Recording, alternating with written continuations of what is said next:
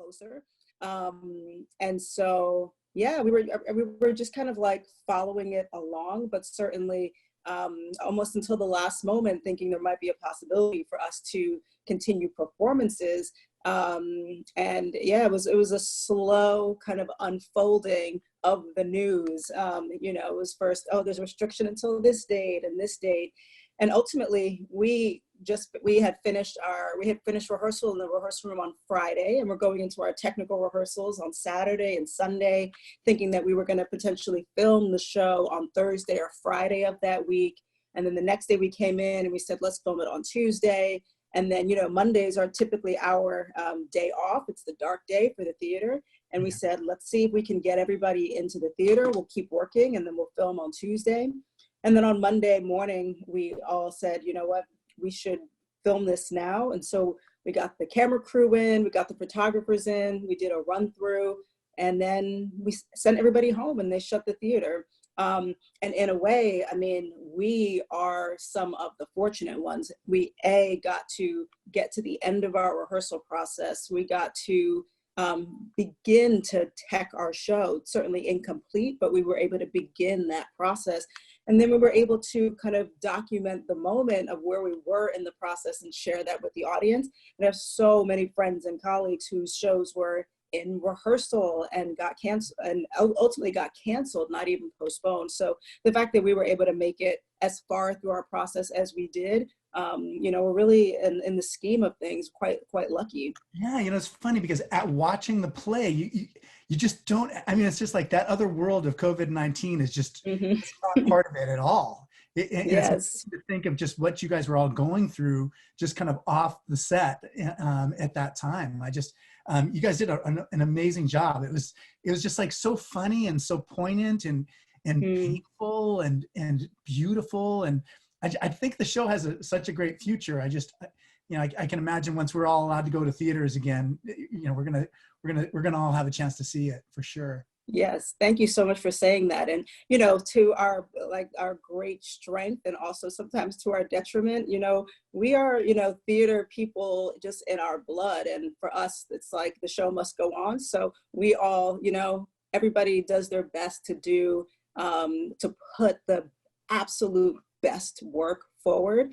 And even on a regular day, we do that through a lot of joy. We do it through a lot of pain, but it's really beautiful to see so many people come together to share a story. And this was certainly one that everybody was so excited about and had a great deep love and appreciation for. So it was kind of like a beautiful way to just encapsulate our time together. Yeah, and you're right about it. The story, there's like elements of it that are so particular. I mean, that's what I was sharing with my son today. I was just like, you know, who each person was. I mean, it's like reading a novel, you can kind of have people in general. But for this, like each person is so particular and has to be just the right person. And so it's got this universal element, which is that story about how girls are with each other, and that really particular element about just a particular historical circumstance and you know what life is like in that in that moment. But you know, I have a daughter, and today's her birthday. And it's my sister's birthday today. Oh, that's so great. It's my brother's birthday, my brother-in-law's birthday, and my daughter's birthday all in one day. What? Okay, it's a good birthday day. That's excellent. It's a good day. But I remember when she was in 3rd grade, and that was just like the beginning of just like that dynamic of just like, I'm sorry, you can't, you know, you don't fit our aesthetic. You know, you can't be in our group anymore. I mean, when Paulina said that, I was just like, I just took me right back to what that felt like. And I wonder if you can talk about just any moments that you had in your life. Like, when did you first become aware of that kind of dynamic of that girls have when they're alone with each other? Yeah, no, I feel like it's the kind of beauty and brilliance of Jocelyn Bio, who wrote the play, that she was kind of so perfectly and beautifully able to carve out these characters and these circumstances that really connect to these very deep parts of our own kind of personal lives, you know? And for me, I feel like there's kind of 2 components about it that she's kind of clicking on, right? So she's talking about this group of women and what it means for a group of women and young women at that, to come together and figure out what their place is in the world, figure out who they want to become in the world. But they're also kind of like learning the rules of how the world works, you know, and trying to figure out how to negotiate the systems that they are seeing in front of them very, very clearly. If I have to think back, I'm trying to think back to a moment of being told that as a woman that there was that, you know, that kind of like the kind of pettiness that we can sometimes kind of engage in ourselves. I mean, I feel like I'm having trouble thinking of an isolated moment, but I certainly feel like in elementary school, immediately, you really learn about the hierarchies of and that sense of like people being in cliques. I feel like you learn that really soon. I went to school, I grew up in central New Jersey, and went to public schools throughout my education. And I feel like there's definitely the pockets of people. I think it kind of starts either in elementary school and middle school, but then there become like these groups, and then there become things that you can like become a part of. And I was not necessarily one of like the popular girls, but you get the sense of there's a universe that you can be a part of, or a universe that you cannot be a part of. And then certainly I think that as Black people in America, we get that lesson very, very early. There's cliques that you can be a part of, there's things that you can't be a part of, and the constant kind of negotiation and fight. And also the ways that we have to kind of retrain our brains as Black people and as women to understand like our value, our place, and all of those kinds of things. Well, even the manipulation too, of just like, if you do this, we'll let you in. And then actually, you know, you did it, but we're still not going to let you in. I mean, and it's like the manipulation of just that gatekeeping role, which is, you know, what Paulina does so effectively. I mean, there's ways in which the girls that follow her just love her, and there's other ways that they're just deadly afraid of her too. Yeah, and I think it's like it's such an interesting thing that people have to negotiate, because there's like certain parts of your life that people start to kind of question your value as a person, and start to question your humanity as a person, and start to question whether you are, you know, even in your daughter's case, enough to be able to join X, Y, or Z group. And so then immediately from a young age, you're kind of learning about the hierarchies of how the systems are built. And that hierarchy that she encountered and in her young age is the same, you know, system that we encounter on so many different levels as adults, and have to figure out how to renegotiate, and how to also figure out how to reframe how the system is set up and what your place is inside of it, so that you can constantly know that you can strive towards excellence at any moment and occasion. Yeah, you know, part of it is just like it's like language is kind of bent around it, and that was what I learned when my daughter was in 3rd grade. It's just like it's not what you say, but it's how you say it. Do you know what I mean? Which has just become so central to just that dynamic. I wonder if you had to describe to someone just like what the play is about, like how do you, like when you're out here in California working on it, like people would say, what are you doing? And how do you describe the play to folks as if they hadn't heard about it before?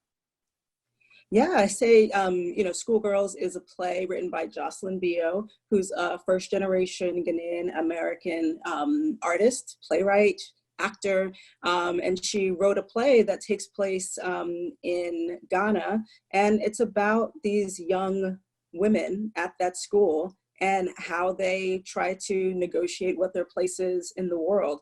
And kind of the backdrop of the play, brilliantly, is that there is a competition for Miss Ghana that is upcoming, and that's kind of framing all of the girls' kind of expectations, and it's revealing their friendships and revealing their heartaches.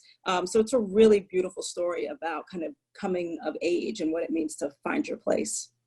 Yeah, it is. Can you tell us a little bit more about Ghana too? I mean, when my wife went to year education abroad in Nairobi, Kenya, and when they closed down University of Nairobi, they had a chance to go to Ghana. And so I think if she would have gone to Ghana, or she would have married me, and she ended up marrying me instead. But tell me a little bit about Ghana. It's a place I've always wanted to go to, and just a place I'm really interested in. Yeah, no, it's a pretty fantastic place, and it has such a beautiful and kind of interesting and complicated, as most places do, history. And so my parents are both born and raised in Ghana as well, and I've been able to go on multiple occasions, and I've lived there for a short amount of time as well. And I feel like the thing that kind of is really interesting about Ghana is that, you know, it's in, and I'll go back a little bit and kind of give a little bit of a historical context.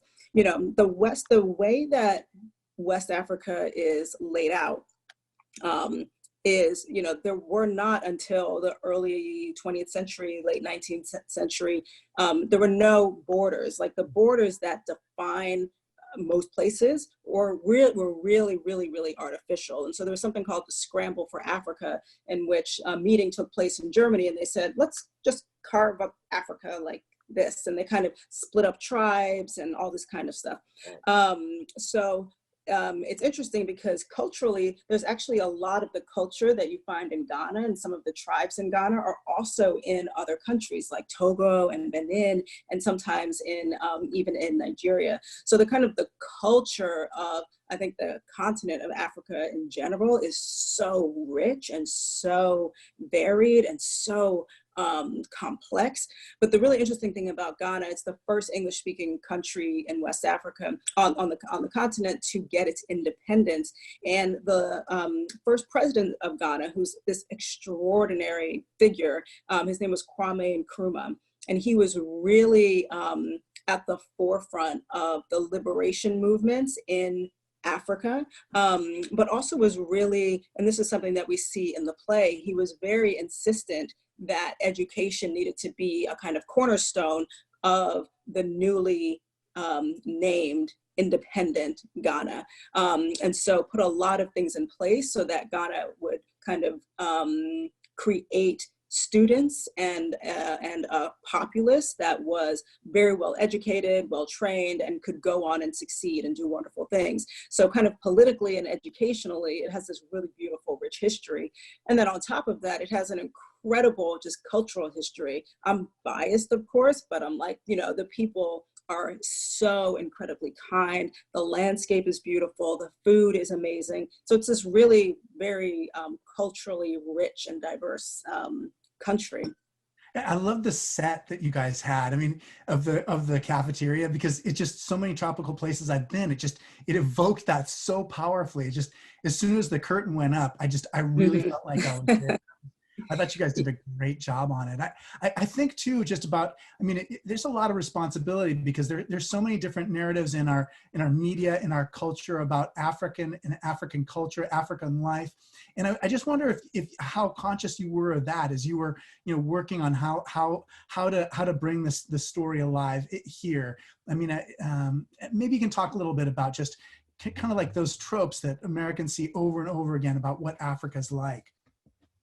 Yeah, you know, it's so interesting. And I think, you know, this is something that Jocelyn touches on a lot as she's talking about her own writing, because she tends to write plays that are, I can't, this is like contemporary, but that kind of capture the contemporary spirit of her characters. So she talks a lot about a lot of plays oftentimes that we see about Africans are taking place against the backdrop of disease, war, famine. And these are real things that we encounter and things that are kind of being dealt with, and that real things that are affecting people's lives on a daily basis. But the issue with that, and some of those plays are, I mean, extraordinary plays written by just some of our actually greatest playwrights.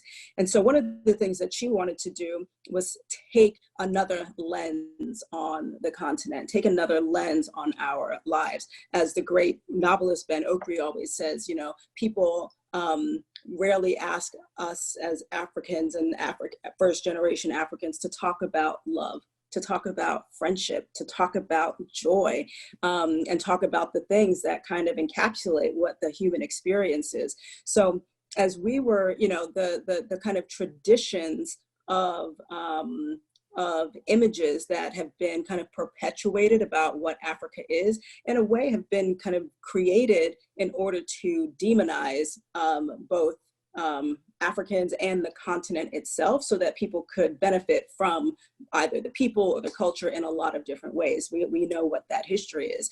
And so in coming to make this play, one of the things that was really exciting for us is that we get to capture the spirit of the people. We get to capture the humanity. We get to capture the love. We get to capture the secrets that we tell. We get to capture the kind of joy, the joyousness of the place, yeah, the things that make us human. Yeah, and I love that. I mean, this setting's so perfect because one of the characters is Ericka, the new character. Yeah, she's like, I'm trying to find room 12B because I've got algebra. I mean, all of us have been, like anybody who's ever been a new student, we've taken the algebra class, we couldn't find the classroom. I mean, you're right, that just the feeling, the setting, and even just the relation between the adult characters who, were classmates long ago and see each other. Yes. We can really understand all of that. We know what that is, yes. And I just have to give a quick shout out to our amazing design team because, Jason Artizone West, who's our scenic designer, Stacy Rosie, our lighting designer, Jake Rodriguez, who's our sound designer, really, we all worked together to really figure out how to capture that kind of spirit of the place, that openness of the space, and looking at a lot of images of the actual Edinburgh Girls' School, and you're seeing a lot of that manifested on the stage. Yeah, like I said, it just took me right there. And it's funny because the sound too was like, created a sense of time and place. And I had some questions about that because I know that, the beauty pageant in 2011 was it was a little bit about that. Did you talk to Jocelyn Bio about just why she chose like a setting, like the 1986 setting versus, a setting that was earlier or later? Mm-hmm. Yeah, no. Maybe you can explain that too, because I'm speaking in code language of somebody who saw the play. So maybe you could explain what the beauty pageant's relation to the whole thing is, and then talk about how she depicted it. Yes, totally. So in the play, there is a beauty pageant, the Miss Ghana pageant, that's coming up very soon. But there's also been another beauty pageant. There was a Miss Ghana pageant in the 60s that the headmistress and her nemesis, essentially, in the play, the nemesis kind of won Miss Ghana back in the day. And so we meet those characters 20 years later in the middle of the 80s as these young girls are kind of vying for that same prize. And I think one of the things that is so brilliant is that there's something about capturing a moment in time. And, for those of us who grew up in the 80s, like having those cultural references of, Bobby Brown and Whitney Houston, you know what I mean? It just takes us back to another time. And I think what's really beautiful is that she's kind of echoing three different moments in time, the 60s, the 80s, but also letting us make the connections for what the reflections of that time and the time before are on our time today, which I thought was really, really brilliant and beautiful. You're so right, because we're all carrying some kind of baggage from before us. And you're right, that just evokes that so strongly of just like, there maybe have been particular struggles in the 80s, but that was all fed by what was happening in the 60s, and all this is related. It made it feel more real to me, having those different generations and having those different times be part of it. As the director, I was wondering, what the most difficult part was for you. Like, what were some of the challenges in trying to bring this play to life? Yeah, what was really interesting is that I actually think one of the most challenging aspects, or what I kind of anticipated would be a challenging aspect of it, is almost in a way the one component that I wish we had had more time to explore. And that is, what is the nature of the comedy in the play, and how do we have that conversation about how the comedy lives with the audience? Right, right. right? So one of the beautiful things is, and this always happens in rehearsal, the first couple of weeks when everything is fresh, everything is hilarious in a comedy. But after a while, those of us in the room, we've heard the jokes 50 times by then, you know what I mean? And so things kind of lose their potency for us. And one of the things I was really excited, because I haven't done a lot of comedic plays. One of the things I was really excited about, but also really curious about, is what is the, how does the comedy in this play live? It's very apparent on the page because it's so crisp, because Jocelyn's such a crisp, brilliant writer. But I would have been so curious to really explode what the relationship of the comedy is, that is written on the play, how we've articulated it inside of the moments of the play, but really what is the conversation of the play with the audience. And so it's a lingering question in a way. Yeah. What is one of the funniest? I was going to ask you that. What was one of the funniest moments in the play for you, and then one of the most poignant moments for you? It's so funny. I have so many funny moments in that play, but it's also because I'm having been the audience for the play for 3.5 weeks. There were actually just also things that were probably not meant to be hilarious, but the actors who were so brilliant kind of just came upon so brilliantly, organically, and sometimes it would be something as so small as like a look that someone would give, or, there was a moment very much accidentally where the headmistress comes in and tells the girls that there's a new student coming in, and the girls follow her out after she says, that song is my jam. And all the girls followed her out of the room and then just turned around like without any instruction, and they all just gave a big dreamy teenage girl sigh, and it was just so classic, but it's just so, like, these actors are so just invested in the moment, and what came out of them was so brilliant but also hilarious, and they didn't even know they had done it. Yeah, yeah. That moment for me, the poignant moment is, when Ericka confronts Paulina and says, you don't know how lucky you are. And it's just it's like a cliche that has so much assumption behind it in terms of understanding what the other person's life is really like. And then, Paulina basically tells her about what her situation has been. And that moved me so much. I wonder if there are other moments like that for you, where you just had particular power. Yeah, well, I think one of the things that we talked about a lot in rehearsal was just the notion of masks, and the masks that each of the girls wears, and that the mask that all of us need to wear at certain points in order to survive, right? And I think, as you say, the beautiful and poignant thing about that moment, and I couldn't agree more, is that the masks have to come down.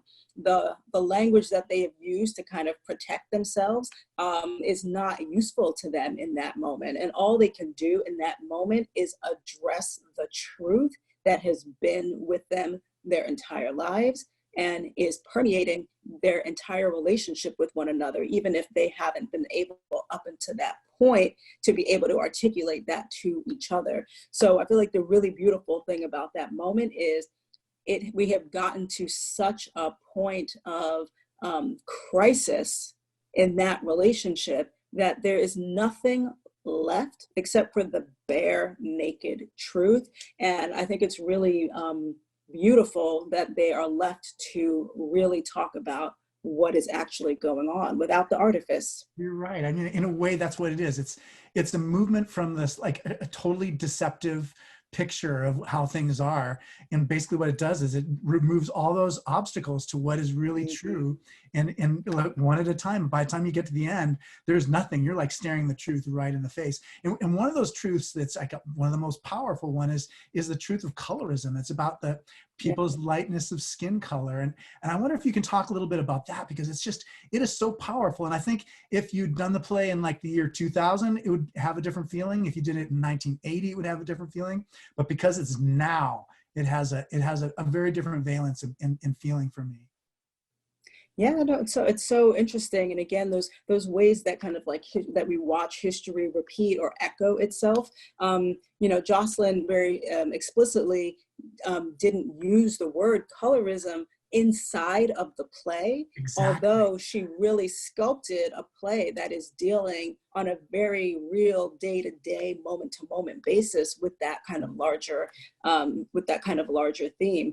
And you know, it kind of connects to what we were talking about earlier, and that there is a way that that societies get structured that tell you who is on the quote unquote bottom and who is on the top. And one of the things that was really fun in the rehearsal process is, you know, each of the actors kind of got an assignment to research some part of something that relates to the play at large, a kind of dramaturgical question. And one of the things that we talked a lot about is what is the history of colorism in Ghana in particular, and really to get to the heart of where the root of that colorism comes from, we really had to go back to when the European settlers arrived in Ghana and how they started to, obviously, people started to have children with the local Ghanaians, and who got education preference at that point, and who was left out of that system, and how the idea of something that comes from the outside was given in some places was kind of demonized, but in some places became more overtly valued. So we're talking about hundreds and hundreds of years of history that take us to this moment. So what we're watching is a manifestation of centuries of colorism that still pervade their lives today. Right, exactly. And you're right. I mean, talk about just this terrible, insidious way of looking at the world. It's a kind of, and I think that you're like your description of like a process of removing the masks. And Paulina, you know, she begins and you're just like, you're like, how could I ever love this girl? And by the end, you're just like, wow, she, you know, she's been under the thumb of some like terrible self-hatred, and she's so close to understanding it too. And I think about that too. The characters, the girl characters, I think, you know, they have this particular impression of what America is. And I, you know, obviously the characters don't exist, but I do think, what is their impression of America? Like, how well do they understand the racism that's here, you know, as characters, you know? And obviously you can't ask that, but I totally wonder if you were thinking about that. It's just the relation between these two different places with their own colonial and racist heritages. Yeah, it's so, I mean, it's so fascinating, and it was really interesting, and also in some places really fun to think about how pervasive American culture is all around the globe, you know, and kind of what are the things that persist, you know. So you can have a great song by someone that, you know, people were just dying to hear on the radio, and you hear it when you go to the market, you hear it when you go to the store, you hear it when you're at home, you know, you hear it on television. We talked a lot about, you know, the different magazines that the girls might be reading. When you go to the hair salon, you know, they could be reading easily American magazines, you know, someone traveled to America, bought some magazines, came back, brought the magazines, and then you're looking at them in the hair salon, you know.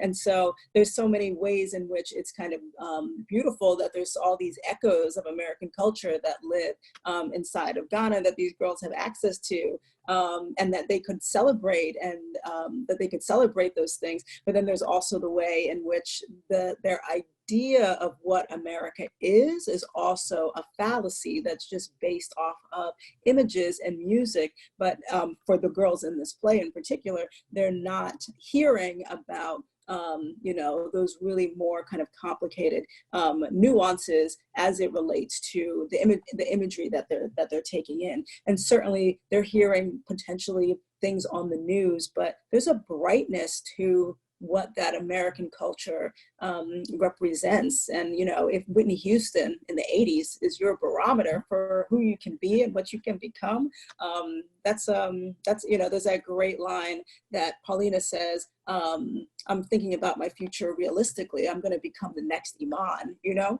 And it's like, but that's the kind of the dream that's based on, in some ways, a false idea. There's so Of much what's humor in it, just that like so much cultural, like humor. there's so many things that were so funny about that translation.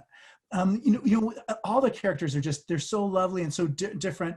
Was it particularly hard to cast any one character, or, was it particularly challenging for the actor to be any one of those characters? How was that part of the process? Yeah, well, in terms of the casting, what was really fun is, the characters, they're all so different from one another. They all just have such distinctly carved personalities, right? And so it was really fun. And we auditioned a lot of people. But the people who kind of came in and really captured the spirit of the characters, it was in a way kind of immediate. You think, this is just the right person for this. And it was so interesting because some people read for multiple roles, but you could tell, oh, you know what, this is the role that is just going to, that this actor is just going to be able to bring life to so magnificently. And I would say actually the biggest, a really interesting but probably very good challenge inside of the process was, we have a group of actors who are very so smart, so clear, so assured, so strong. And one of the things that we really had to investigate is the moments before we were the strong people that we are now. You know what I mean? Where are the places where like we can be ready to fight now, but were you always that person who could stand up for yourself at any given moment? Like we had to kind of peel back our own not strength, but peel back to the places and look at the places. How did we build up our strength? And remember the moments that we were not as strong as we are now, and where we weren't as able to, so as clearly to kind of articulate how we feel and what we want and what we need and what our expectations are. Because I think that's part of what being a teenager is too, is you're feeling a lot of things and having to figure out, and you're developing the vocabulary to be able to become the person that you're going to become. So that was really fascinating. That was fascinating. And Nana was such a powerful character for me. I just was so moved by her. She's like grew up and she didn't have enough food. And so she's kind of always hiding food on her person. And Paulina knows this and she's manipulating that. And Nana's not going to stand up to her. And you're exactly right. I mean, all those girl characters, it's like everything they have, they're so dependent on their fathers and their mothers and how their parents treat them. I mean, everything comes from them. They're totally dependent. And so, they haven't learned how to stand up for themselves or, to even realize completely what's happening. Yeah, and I think that's such a beautiful thing that's kind of mapped out in the course of the play is for so many of the characters, you get to watch them have that kind of breakthrough moment.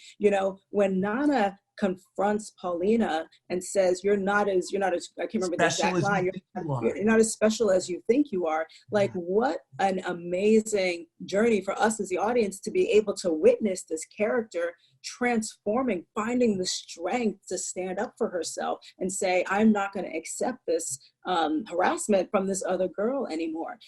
For Amma to be able to reach a point where she is able to stand up to Paulina and say, and really question what is the basis for our friendship. It's so beautiful that you get to, in a way, people have to reach the crisis points, which is what makes the great drama of it all. But in order to be able to take the step into the newer version of themselves, and it's like a really painful but also beautiful journey to watch them go on. Yeah, it really is. And it's funny because I wanted to ask so many questions about the epilogue, and then I just realized that there's people who are going to be listening to our program who haven't seen it, so I just don't know what to say about it. But what you just said helps me understand the power of that ending for me. It's just there's a way in which the girls become one. They're able to, I don't know, forgive each other for the tough points, and to just, I don't know, there's a sense of that they're all together in the end, which I thought was, really helped me some brightness or, joy at the end for sure. Yeah. When audience come, and we're all going to come back, and we're all going to come see this. What should we be thinking about as we watch this play? When it opens again, and when we have a chance to see it. It seems like it was super popular, and I know we'll have another chance at it. But what frame of mind? What should we be paying attention to as we watch it? Yeah, what's interesting is, and I say every day, it's like. I think this moment that we're all living through right now is teaching us what really it means to be in the moment, in a totally new way. And I think that the thing that the play kind of reveals to us is, as we're talking about the places where sometimes the masks have to come down, and how do we really assess who we are and what is the pain that is driving our day-to-day decisions. Like, what is the actual foundation of the place that we live? And if we're going to move forward, just like these girls in this play, if we're going to move forward, we really have to reconcile with what's been hurting us all along. And just as you say, that moment, not giving away necessarily what happens at the end of the play, but the moment at the end of the play is also, where do we go from here? How do we begin anew? And I think that's a real question that a lot of us are asking right now. So in a way, the play is kind of like a perfect kind of analogy to the moment. Yeah, in a way, I mean, the play is still going on. Young girls are still like held down by just deep inequality and a sense of their hearing these stories that diminish them and diminish their personhoods, and they're growing up and learning how to find the language and the vocabulary and the world picture to love themselves and to see the beauty that they have. I mean, even that song was just, there's so much in it. Yes, and I think as you say that, it's also a great reminder about our capacity to love. It's about our capacity to heal, and also our capacity to really be able to lean upon one another and just value what we have. So yeah, it's really special. One of our traditions that we have at our regular forum is we take questions from the audience. And so they write down the questions and read them. And so people have been writing down questions because they know Amazing. What to do. so it's so good. I mean, sometimes the questions are a little, wander a little bit. But sometimes they're just like, well, oftentimes they're really good. Yes. So the first question is, when do you think we first become aware of body image and the hierarchy of beauty, and how that relates to non-Western standards of beauty, with age and culture? Mm-hmm. Yeah, I mean, I feel like the interesting thing is those signals are there so early on.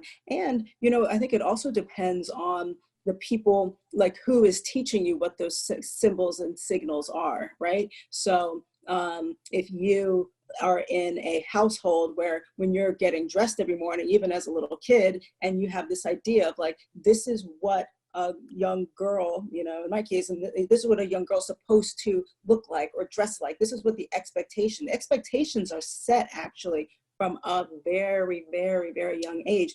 And so, I'm not a parent, so I can only imagine the kind of negotiations that parents are having to make on a daily basis to make sure that, that your kids are growing up with, all the right body, right, all the kind of appropriate images. But, we turn on, I think it's so interesting, I will say, because when I was growing up in the 80s, when I was young, like the images that we saw on television and magazines, like we're in a totally different world today, not to say that there's not still chaos and confusion and horrible images that are meant to be kind of perpetrated. But, when I think about when I was growing up, like, the images were very particular. There were very few images in popular culture of like beautiful things that are Black. You know, but thankfully I came up in a household that celebrated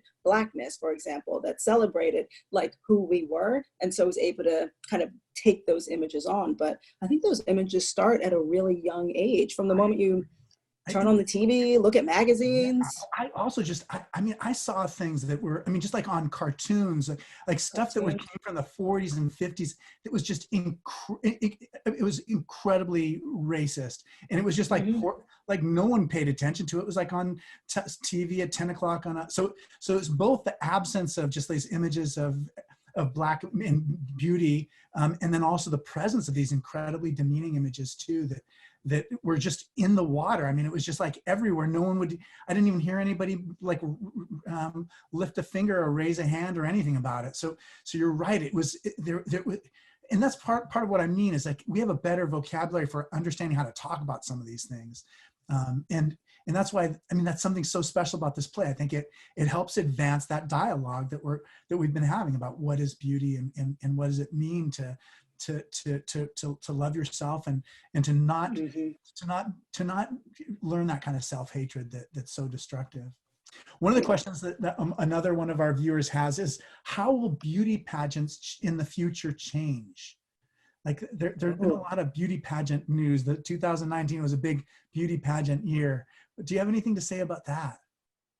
Yeah, I think one of the things that we we're discussing in rehearsal was also just kind of the on one hand, the racial dynamic of the winners. So there's been definitely more people of color who have won the beauty pageants, and I don't know tons about this, but I think also the pageants themselves in the age of, have gone through all different kinds of waves of feminism and understandings and expectations and kind of openness about what a woman's role is, what a woman's capacity is. And so I think that there's there's a racial component, and there's also just a natural kind of gender component to it as well, in terms of what is the expectation, what is the role of the person who wins those pageants inside of their larger community. So I think the pageants themselves are expanding and recognizing their need to kind of connect with the moment, and broaden what their expectation of the women are who are participating.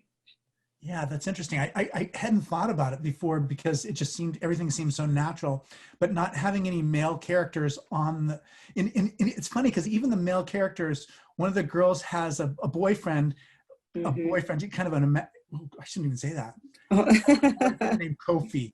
And so you never see Kofi. You just kind of hear these stories about these men and boys that are just kind of in the periphery. And that's another, I really like that element too, And it's another part of like we were talking about like it's like, how do you gain a little bit of status at school? Do you know what I mean? And so somehow like having a boyfriend, and for, Paulina having a boyfriend who's a World Cup, eligible soccer player. It's like all these things that you use to kind of up your status in the school, And Paulina's even better than that. She's like says something like a potential soccer player. Yes, that's right. Yes, I just love that too.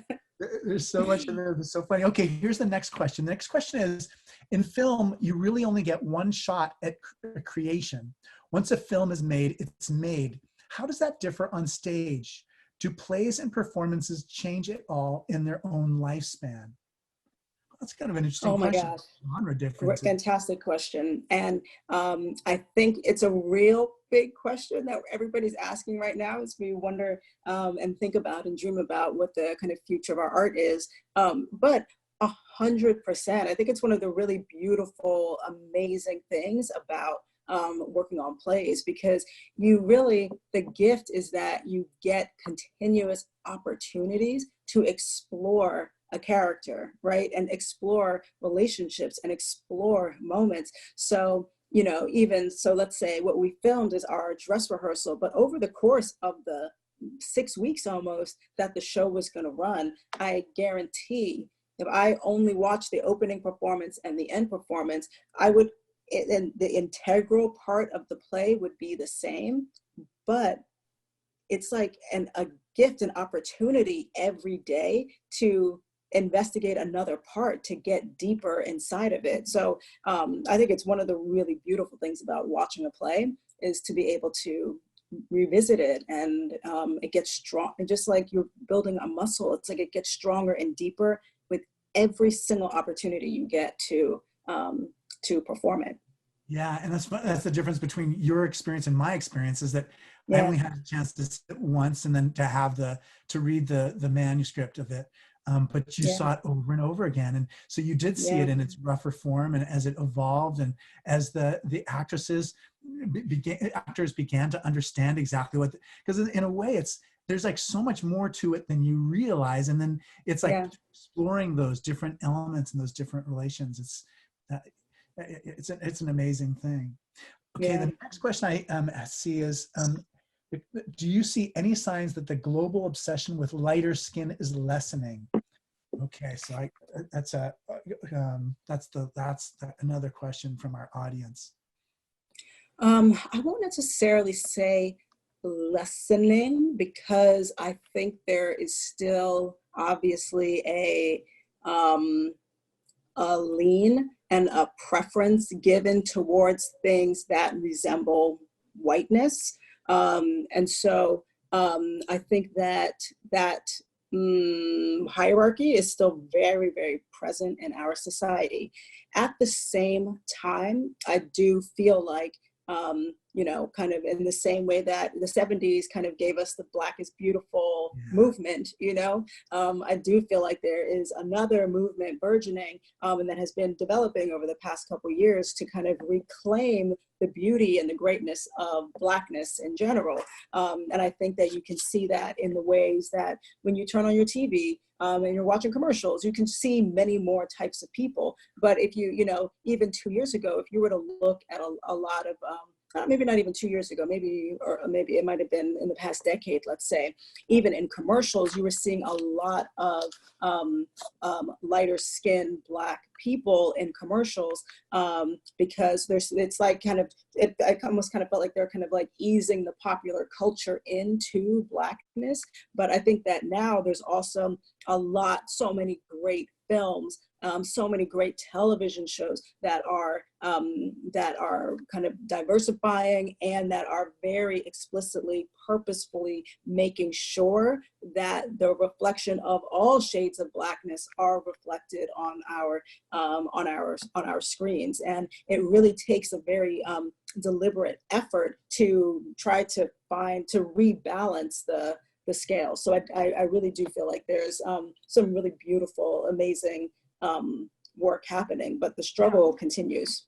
I think this is part of that amazing work. You guys did an extraordinary job on this, and I do think it makes a contribution to culture. It's just it changes the way we see things, and it gives us insight and helps us to see more deeply into what's going on. It's a very powerful play. But I've been thinking so much about you.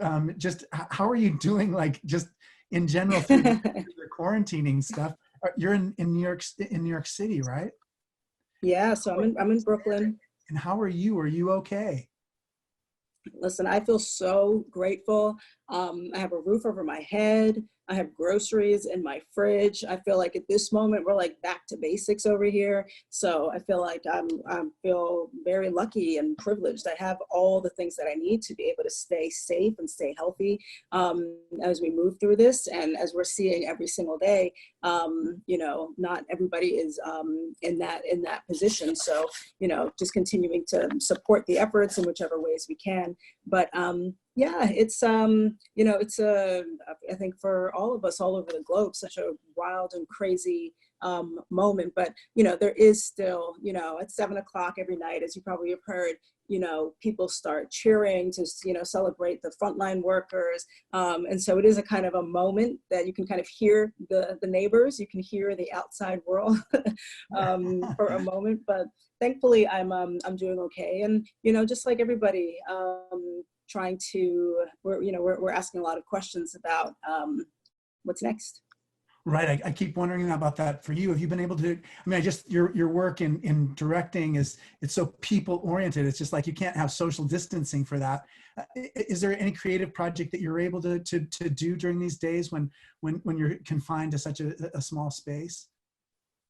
Yeah, you know what's really interesting is there's so much work, and so much of our kind of essential work is done in the rehearsal room and done in the theater collaboratively with so many other people. And you know, the thing I hold on to now is that there's a lot of parts of our processes that are actually done at home, and that are actually parts of sometimes that we wish we had more time to do, that we don't always have the time to do. So sometimes it's just researching, sometimes it's reading, sometimes it's, you know, developing new ideas and projects. And, you know, there's still a lot of new pieces that are in development. And so we're just continuing to have phone meetings, Zoom meetings, and kind of keep, you know, the projects moving, the ones that we can. So that's been really good.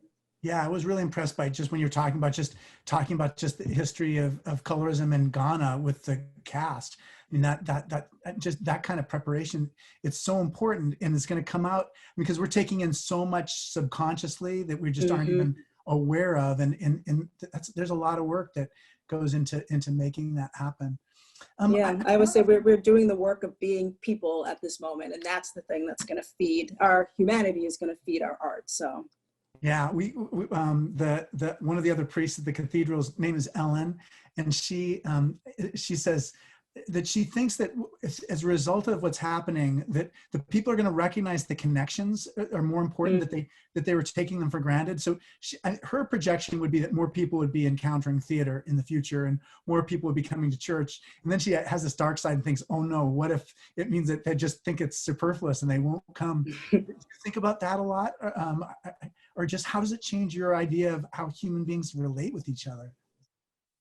Yeah, no, I think about it. I think about it a lot, and I think the thing that I hold on to is that, you know, the thing that we do, you know, the things that you all do in your church as well. You know, these are the things that we do in a theater are all really at its core based on ancient ways of being. They're based on a very deep, like cellular, rich and cellular ideas of what a human being is, and also on the idea of ritual. You know, that we come together to tell story at our base. You know, we come together to tell stories. We come together to celebrate. We come together to commune. Like, that's what theater is at its core, is a kind of communal ritual. You know, and I feel like some things might look different than how we have experienced them in the past, but the kind of the core central ideas of what we're doing coming together, as I say, in my heart, I don't believe that that's ever going away, or that human beings will ever not need what that is. But I do think it might look different, but the thing that's its foundation is, I think that's going to be stronger than ever. I love that too, because you're right. There's that ritual element of the everybody sits in the darkened theater and the curtain goes up and you're like, where am I? And then rushes onto the stage and says something, and you know, and then all of a sudden you're just like right there. It is, there's something, you're right, there's like a ritual basis that's just so deep in us, and like we watch what's happening in the actors, and we are responding, we are with them, we're kind of falling in love with them, you know. You know, there's one moment where Nana says, she says, I'm so jealous of you, Paulina, and Paulina says something like, I know, I'm blessed. Yes, she did. There's other religious elements to it. And I wonder if you guys ever talked about religion and what that part of it all was. I mean, Amma's father was a pastor, and I just wondered how if you guys talked about it, or if it was just something that everybody knew already and didn't need to develop too much.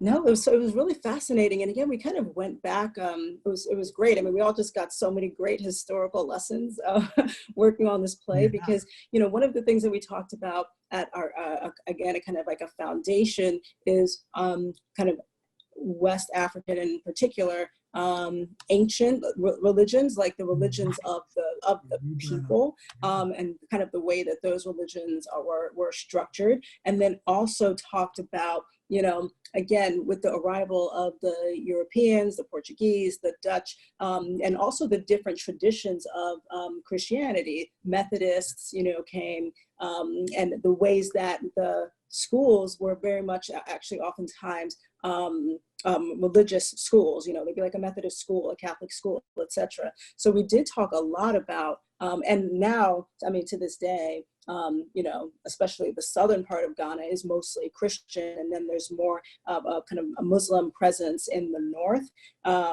And so we definitely, for each of the characters, we're thinking about what is their kind of religious history. What practice might their families come from, and kind of what is their kind of religious training, as it were. So it was really fascinating to study the history of religion in Ghana and what was before Ghana in West Africa. Yeah, and you know, I mean, even, you know, in the UK and England, there are two missionary societies, and in the countries that got one kind of missionary just had a very different experience than the ones that got the other kind of missionary. And you're so right. It's just, you know, but it was so lovely. We ran out of time. It was just like that. But I'm so glad that you agreed to still come on. And I was so disappointed when the show was canceled from the COVID-19. And I'm looking forward to seeing what you're doing next too. Is there anything we should look out from you anytime? Are you going to find yourself in the West anytime soon, or will we have to go to New York City to see you? I can't wait. I can't wait to get back out to Berkeley, and the whole staff and the whole crew at the theater were just so amazing and warm and welcoming. So I can't wait to get back out. And I think, yes, that is the question of the hour. When will the theaters reopen, and when will we go back to what we recognize as our work again? And yeah, I think it will be a little while before we get to that place. You know, certainly either later this year or early next year, hopefully. Yeah, either way, I'm looking forward to what's next. And until then, we take things day by day. Yeah, and thank you for your work. It's really extraordinary. I feel so blessed that I got squeaked in and got a chance to see what you. I'm so glad you guys did that. I remember that Monday I was at a funeral, and I started getting like 17 text messages from my office saying, you got to come in, you got to come in, you got to come in. And it was the day that the mayor said, you know, we're going to shelter in place. It's all closed down. And that was the same day you guys were recording the last dress rehearsal. Yeah. But anyway, my final announcements are, please join me next week when my guest will be Randy Hollerith, the Dean of Washington National Cathedral.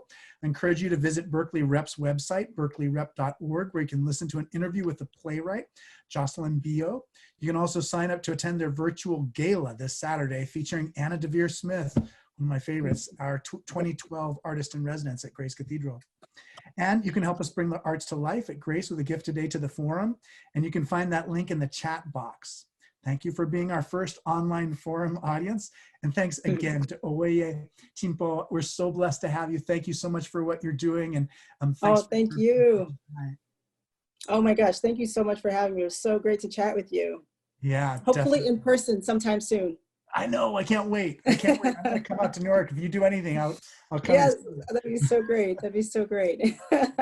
Thanks so much, and take care. No problem. Have a good night. Bye, everybody. Good night, everybody.